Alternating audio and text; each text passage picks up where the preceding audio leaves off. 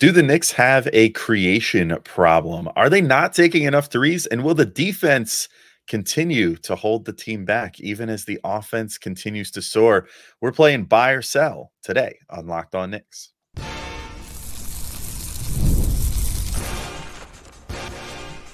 You are Locked On Knicks, your daily New York Knicks podcast, part of the Locked On Podcast Network. Your team every day. All right, welcome in to Locked On Knicks. Today's episode is sponsored by Gametime. Download the Gametime app, create an account, and use code LOCKEDONNBA for $20 off your first purchase. And we wanted to let you guys know your favorite podcast now has a newsletter. Introducing the Locked On Knicks Daily Newsletter. One-stop ultimate team and league coverage delivered right to your inbox. Sign up for free now at LockedOnDaily.com. That's LockedOnDaily.com, and start your day with the all-new free Locked On Knicks newsletter. And, of course, thank you for making Locked On Knicks first listen today and every day. Whether you're checking us out on your favorite podcast platform or taking things in on YouTube, we appreciate you making us part of your daily routine. Make sure to subscribe and hit the auto download function or the notification bell so you never miss an episode. I'm Alex Wolf. I'm editor-in-chief of Knicks site, The Strickland, which you can find at strick.land. And he's Gavin Shaw, your favorite play-by-play broadcaster's favorite play-by-play broadcaster. And Gavin, today we were talking, before the show, you came up with this concept earlier today, and then I couldn't help but feel nostalgic for PTI that we were talking before the show about how we used to watch all the time when we were like teenagers and stuff. And so we're going to play buy or sell today. We're going to play it. We're going to attempt to do Tony Reale justice here in presenting these to each other, and then do Tony Kornheiser and Michael Wilbon justice by buying or selling these things that we have come up with in the buy or sell. I'll throw it to you to present the first one since it was yours that you wrote down. What is our first buy or sell conundrum of today? Yeah, Alex, people always talk about the MCU. They don't talk about the Realityverse enough. That is the true cinematic universe out there. Would you say it's a reality? Well, all right.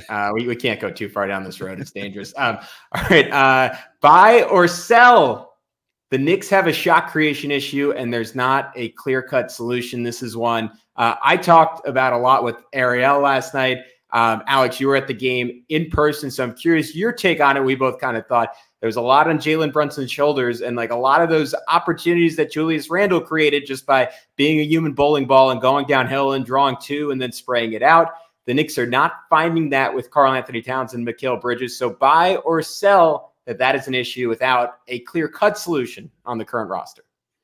I'm going to say sell. I'm not quite there yet. I think what they just need to do is get more creative first and foremost. Like now I will say, if Josh Hart is questionable, if they go into too many games without Josh Hart available, then maybe there is a bit of an issue with no clear-cut solution. But I think that Josh Hart sort of unlocks part of that equation. I think that when he's at his best, you can run some quick actions for him on the perimeter, get him going downhill, and sort of simulate what you had from Julius as far as being able to get into the paint and spray it out to shooters on the outside. I don't think that he's as good of a player as Julius on the overall. Like, I don't think that Josh Hart has many, if any, all NBA teams in his future. But I do think that he does enough with the ball in his hands. And, as long as he and everybody else can just take better care of the ball, like, my goodness, the thing that stood out the most in that Cavs game in person was I was like, what are you doing? Stop dribbling the ball like 4 feet away from your body. Like, you're getting all these great opportunities, and literally all you have to do is pick your dribble up and start your move towards the hoop to take your 3 steps and clutch that thing in tight, and you'll get swiped at, and then you can get a foul, and you might even get an and one. Like, it was weirdly unfundamental basketball from the Knicks in that game, and I think that was their biggest issue. But I think Bridges can also create some, especially in the ISO, like if he has to just create a bucket. I don't know that he's getting all the way in like Julius Randle, but he could certainly make, a shot out of nothing if he has to, which he's proven, with the mid-range game and everything so far this year, I think. I also think that they just need to start figuring out more actions that involve Brunson and Cat in a pick and roll, get the ball in Cat's hands, and then let Cat start making some decisions, whether it's putting the ball on the deck and going in, and then, keeping a better eye out for teammates, start drilling into him, like eyes to the corner, like look every time you're driving, see if there's someone open over there. Cause if you don't have a wide open layup, you should probably look to kick to the corner because we have really good 3-point shooters. I think they're going to figure it out. I think that's my overall takeaway is I don't think they're at like a severe lack of talent in the playmaking department here. I think they're just in a severe lack of playing with each other and understanding how to move together, how to find each other in rhythm and all that stuff. And that's things that will come in time. And yet, like, as I'm about to cite a little later in the show, like, even for all their struggles on offense, or at least in the Cavs game, that they had, like, they're still only behind the Celtics and Cleveland in points per 100 possessions this year so far through 3 games. So, even for as many flaws as the offense has shown so far, they're still, by at least one metric, the 3rd best offense in basketball right now, which says a lot. Yeah, I am buying it with the caveat that I was very intentional in my writing that there's no clear-cut solution. That doesn't mean that the Knicks can't find a solution, but I just don't think they have a way to replicate what Julius brought to the table. And I think it's compounded by the fact that they also don't have Dante DiVincenzo, who would not create for others in the traditional sense, but would create for others in the sense that you had to guard him 30 feet away from the basket. And that opened up room in a way that at least no other guard on this Knicks roster potentially can. There was a pretty glaring stat coming out of that Cavs game. I'll throw 2 of them out there. The Knicks have shot 65 threes through 3 games. Their opponents have shot 127. So clearly 3-point creation, just in terms of volume, is an issue. Jalen Brunson, this one from our buddy DJ Zula over at Knicks Film School, has taken just 1 catch and shoot 3 so far. And we saw last year, like when the Knicks went on that 15-1 stretch, a big part of it was their newfound ability to get Jalen off the ball with the improved spacing, having OG Anunoby in there for RJ Barrett. They unlocked a version of Julius Randle that I think we unfortunately only got to see for a month, because then he got hurt and then he got traded. But that version of Randle with like an open paint, part of it also was that Mitch was hurt and Hartenstein was in there, and that gave you a little bit more spacing. But like, he was generating open shot after open shot after open shot. Last season, Brunson shot 6% better from 3 when Randle was on the floor. DiVincenzo shot 6% better from 3 when Randle was on the floor.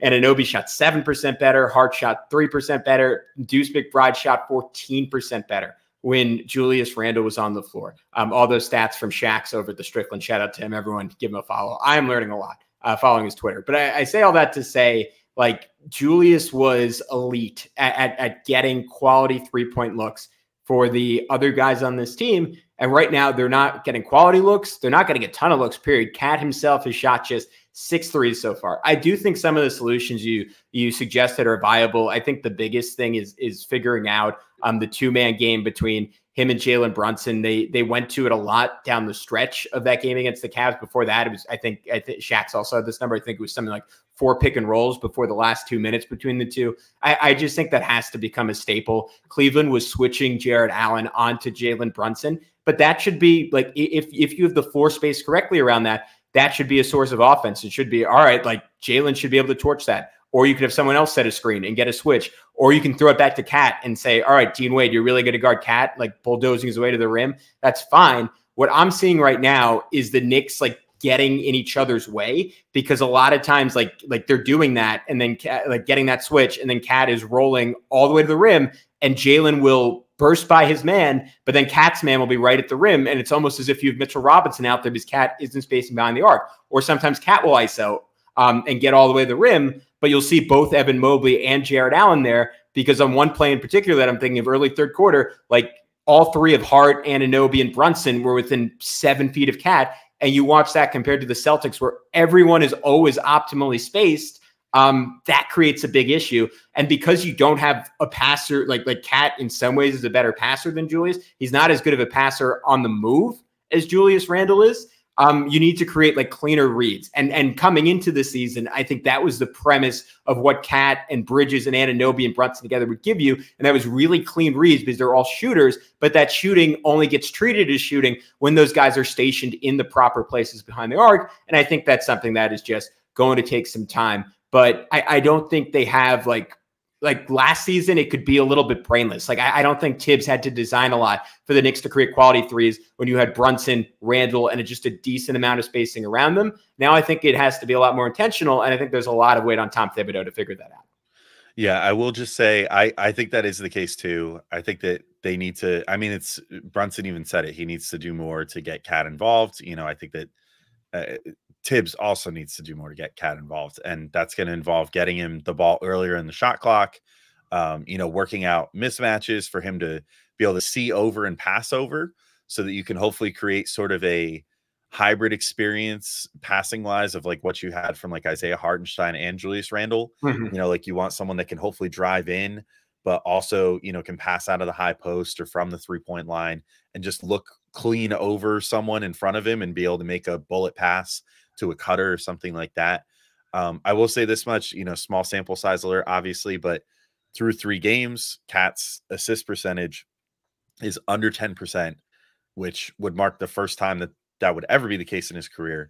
He has in the past had as high as a 22% or 22 and change percent assist percentage, which lines him up very similarly to what Julius Randle was at the past 2 years. So Julius was at almost exactly 22% the last 2 years and peaked at 27% the 20 to 21 we hear season when he was just the fulcrum of everything that the Knicks were doing. So I think there is a way to make it happen. But to your point, they are different players. You're going to have to treat them a little differently. You're probably going to have to do more to get Cat kind of going downhill, working off the short roll, that kind of thing, because you're not just going to throw it to him on the perimeter and be like, jab, step it up, and then, make a strong first step and get towards the rim like your Julius Randle. But I think there are ways to get him more involved passing that could help with the creation load and maybe even generate some of the spot up 3-point attempts for Jalen Brunson that we spent most of the offseason saying that he should be getting more of as well. Yeah, I'm in total agreement with you. I think there are matchups where Cat can give you some of that Julius experience going one-on-one, but you see against great defenders like a Jared Allen, he gets frustrated and he had those 2 offensive fouls where he tried to pin his arm to get a layup. And I think I think it would serve Cat well to be a little bit more meticulous in how he attacks those matchups and try to get like when he has a half step on Jared Allen, stop and put Jared Allen on his hip, like you saw Emmanuel Quickly do for years on the Knicks, like we see Jalen Brunson do, like we see Deuce McBride do, right? Bring back booty jail for Karl-Anthony Towns, like throw in a pump fake, like lean into his body, draw a foul. And I like, look, Cat has a deep bag, right? Like he's been doing this for 10 years. He's been one of the better scorers in the NBA for a big man at times for any player in the league since he's come in. He knows what to do. Some of this might just be like I think anyone who's ever played pickup basketball knows when you're playing with strangers, you inevitably play a little bit more rushed because you're trying not to mess with anyone else's rhythm and you're trying not to step on any toes. And he has to like get to a point where like Julius Randle, I was just reading about this in Minnesota, like he's had the same experience there where like the first game he didn't shoot a lot and like Chris Finch had to be like, hey, we brought you here to be a star, be aggressive. Like I'm hoping Tom Thibodeau and Jalen Brunson are driving the same things home to Karl-Anthony Towns. And I think by being super aggressive, by like really seeking out his own scoring, like there will be opportunities there for others. To your point, to my point, it might not be in the exact same way. But we have a lot more to talk about here on Locked On Knicks. What will the Knicks offense look like going forward? Can they get up more threes? What's the issue with their defense? How severe it is? Are we buying and selling? That's a long-term issue. We get into all that next here on Locked On Knicks.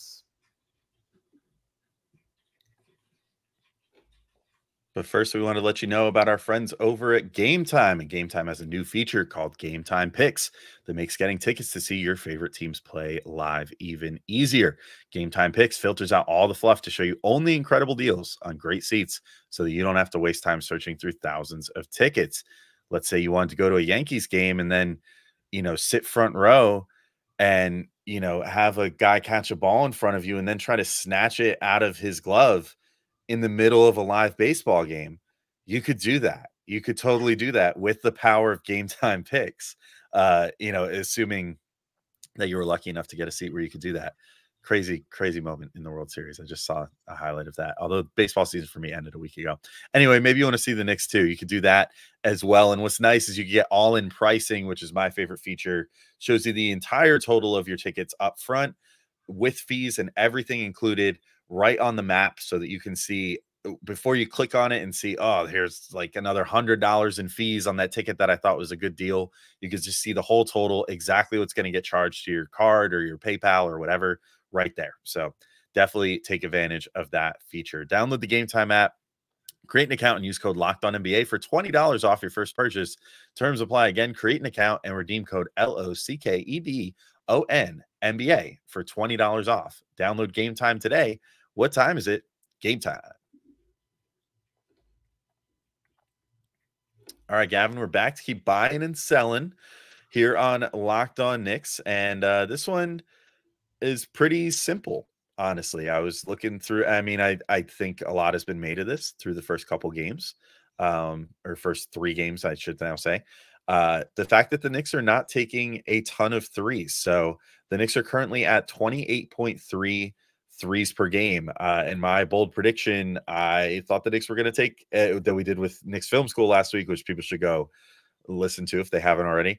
I was saying that the Knicks were going to set like all kind of franchise records in threes taken, made, 3-point percentage, all kinds of stuff. Like as a team this year, not really trending that direction at the moment at only 28.3 per game. So do you buy or sell that the Knicks average less than 33s taken per game over the course of the whole season? This was an easy one for me. I'm hard selling it. I think we just talked about this, right? But that is going to be a focus. Is obviously going to be the focus going forward for the Knicks. It is easier said than done. Like a lot of times, and like I've definitely been guilty of this in the past. You just say, "All right, guys, what are you doing? Just shoot more threes," right? And like it comes down to like how can they create those threes, and that is sort of everything that we just talked about, but. I do think the one like very simple thing that can be done is just encouraging guys to have a quicker trigger. Like this was, I'm sure you saw it in person. Like this was another game where Josh Hart was passing up open threes, and that is just a no-go. Like the Knicks like are struggling a little bit, at least against defenses as good as the Cavs and the Celtics in terms of advantage creation.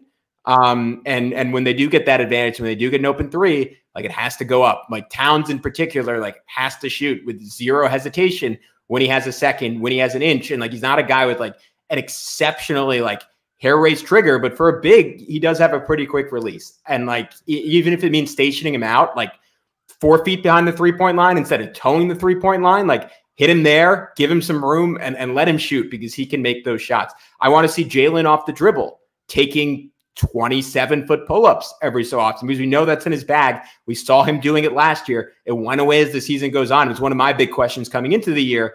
Would that be back for him? We haven't really seen it so far. Again, I think if other guys are bringing more stuff to the table, you can see Jalen get to that in the pull-up. You can see Jalen get some catch and shoot opportunities.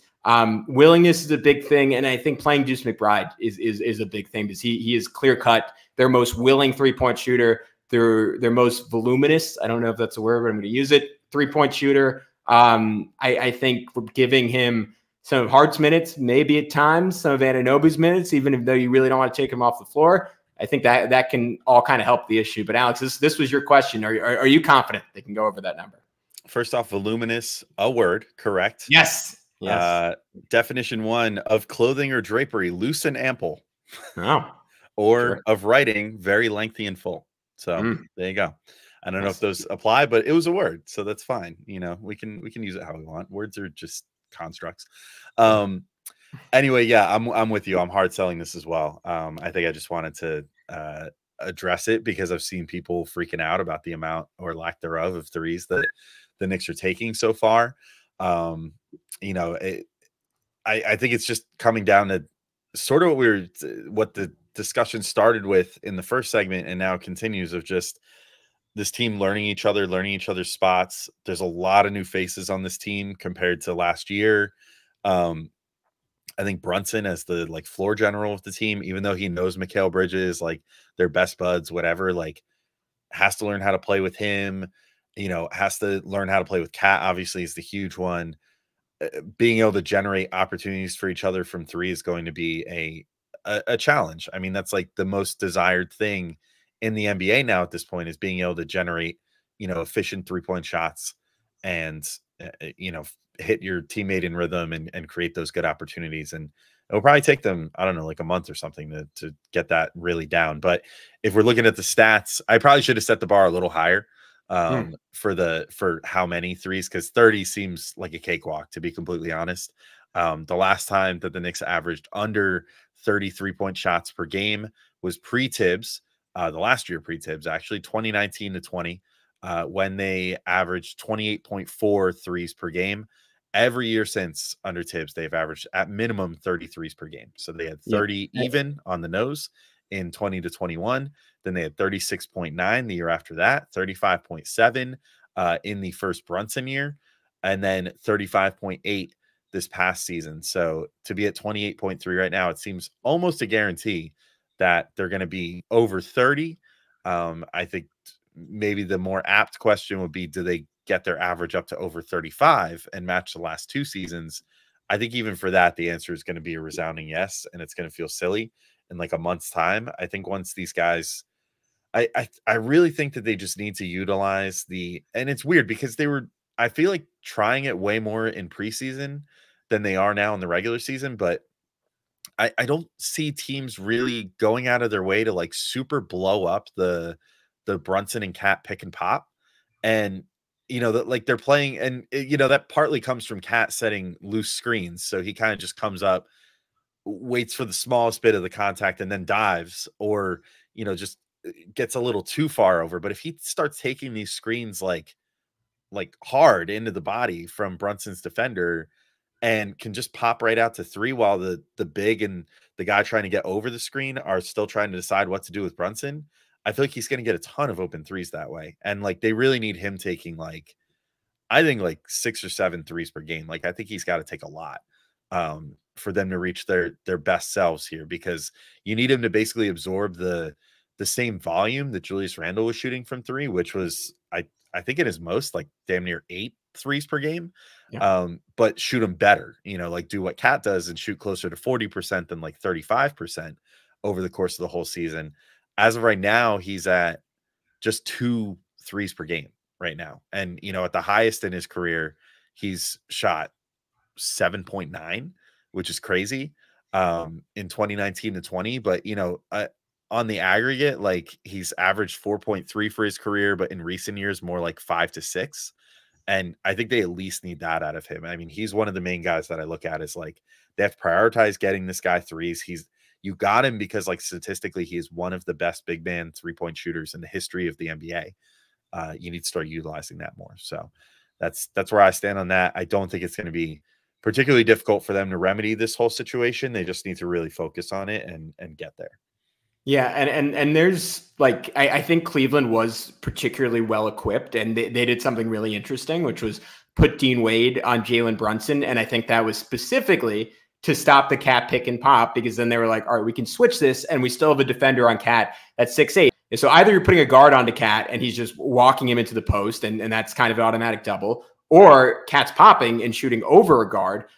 One way around this, and it also kind of helps with the idea that you're overtaxing Jalen Brunson, is you can run Cat and pick and pops with someone other than Jalen Brunson. You can make it a 2-man game with Mikal Bridges or OG Anunoby or Josh Hart, all of whom, maybe Anunoby the least of them, but all of whom are capable of running a decent pick and roll. And I think one of the strengths of this Knicks team on paper is that nobody wants to put, or I shouldn't say nobody, this side of Boston, the vast majority of teams do not want to put their point guard on Jalen Brunson, right? Or their worst defensive guard, let's phrase it like that, on Jalen Brunson. And in turn, you're getting these mismatches elsewhere where you saw OG Anunoby of 2 nasty post-ups in that game against the Cavs, because he was getting Sam Merrill pinned, or he was getting Darius Garland pinned under the rim. And I think you can take advantage of that in more ways than just mismatch hunting. You can do it by, again, running a pick and pop or pick and roll with Cat and that guy. I think that's kind of an easy way to generate more shots. Just to clarify, because I'm not sure we mentioned it, Knicks dead last in threes right now. 35 would only get them up to 18th in the league as of now. So ideally they want to hit 40, which is 10th for the Rockets. I'm curious to see if those numbers come down a little bit. I'm going to check last season. 10th in the NBA was San Antonio at 36. So could just be the direction the game's going. Seems like teams take more and more threes every year. or it could just be a small sample size thing, but it's something to watch. And it's important that the Knicks, I would say, I do think 35 is like is the bare minimum. I think something like 38-ish should be the target number. I'm with you there. If not even more, forget it. Let's just set all kinds of franchise records. So I look great when it comes time for bowl predictions next year again. But we got a lot more to talk about, including if the defense is a problem and what could potentially happen for a couple of rookies on the Knicks as this year goes on. So we're getting into that in just a moment on Locked On Knicks.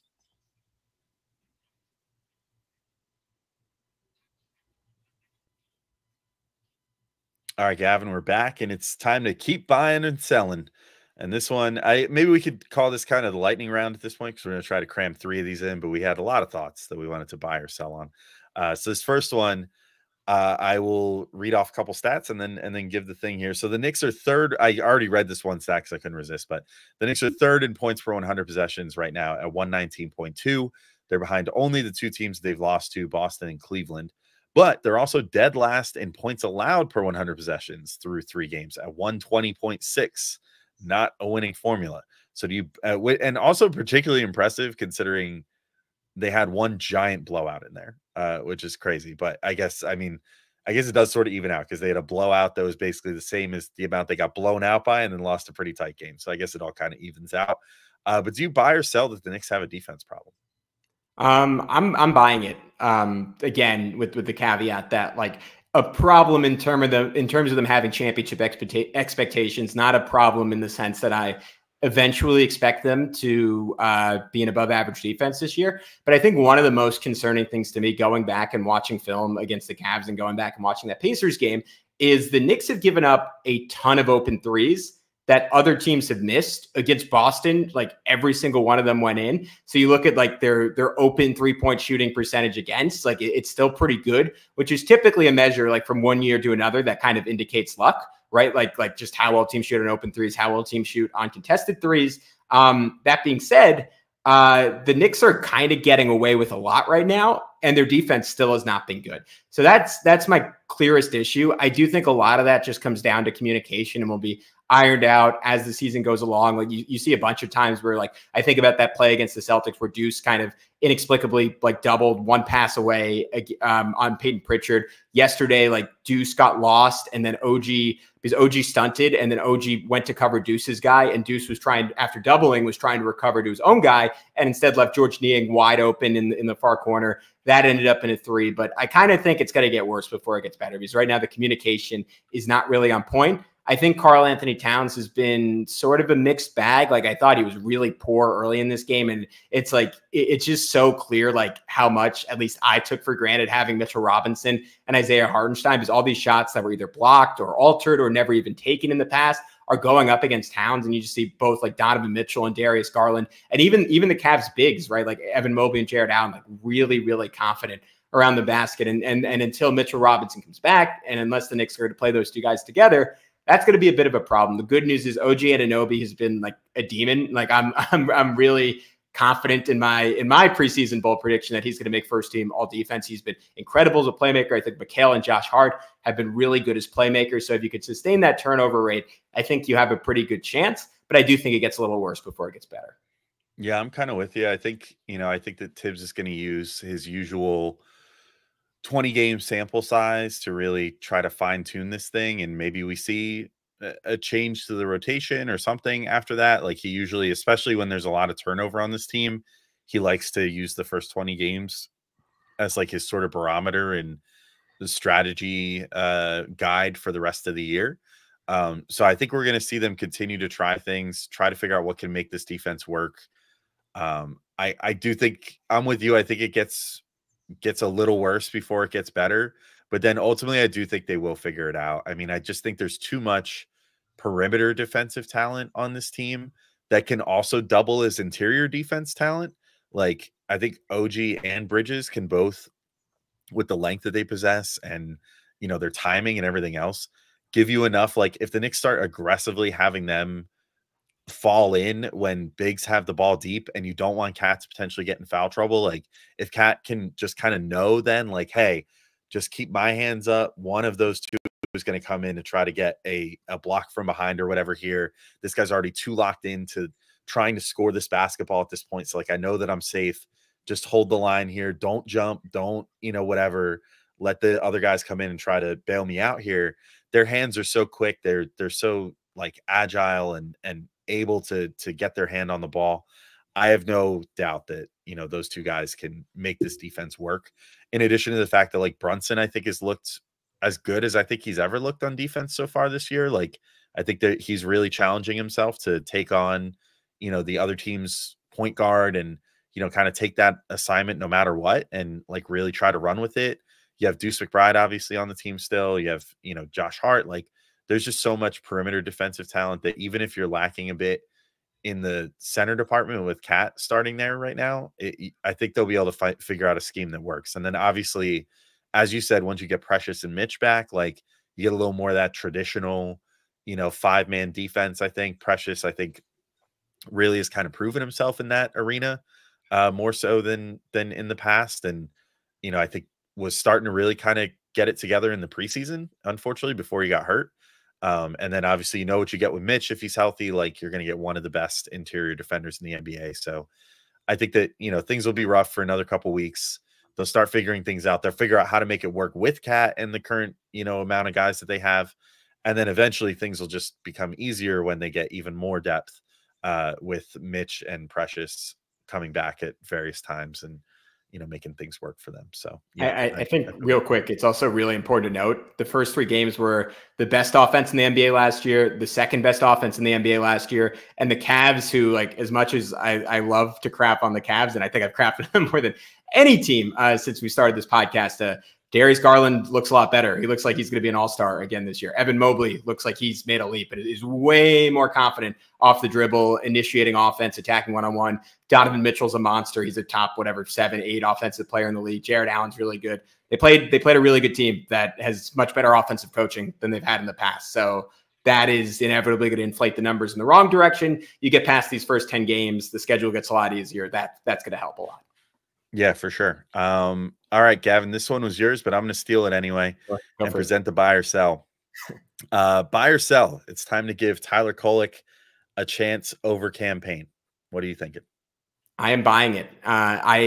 The concern is what we just mentioned. The defense is already not good. And I think undeniably right now, Tyler Kolek is going to be a defensive downgrade on campaign. Is just going to be, even against bench units, is going to be relentlessly targeted when he's out there. But we keep talking about shot creation as an issue over and over again. And you have a guy who I've said maybe stupidly, I think is already one of the better passers in the NBA. And he's just kind of baking on the bench right now and hasn't gotten any run. And I kind of want to see what it looks like. And I kind of want to see him with bench units trying to generate shots, because I am already just about done with the campaign experience. He looked good this preseason. He has had good moments in the first 2 games of the year. He occasionally gets hot from 3. He is a little bit of a chuck, and everyone was throwing out that stat that he took more shots in 20 less minutes than Cat last game. I think he's actually taken more shots, or pretty close to more shots, than Cat has on the season so far. It is just a little bit too much ISO ball with a guy who has never really been a super efficient scorer at the NBA level. So give me Tyler Kolek. I want to see what it looks like. I'm actually going to sell for now. I don't think it's time yet. Because honestly, I don't want to use a few garbage time minutes to inform myself too much here, but Tyler Kolek looked pretty uncomfortable the first few times he's seen the floor so far in the regular season. Not really himself. He was throwing balls away, like just not looking nearly as crisp as he did in the summer league and then during the preseason. I'm down to just give him a little more time, on the bench, give him a little more time to watch, maybe send him to Westchester for just a little bit, let him kind of cook up there a bit and get to that point. But something just has been a little off, like in the couple times that he's gotten to see the floor so far this year.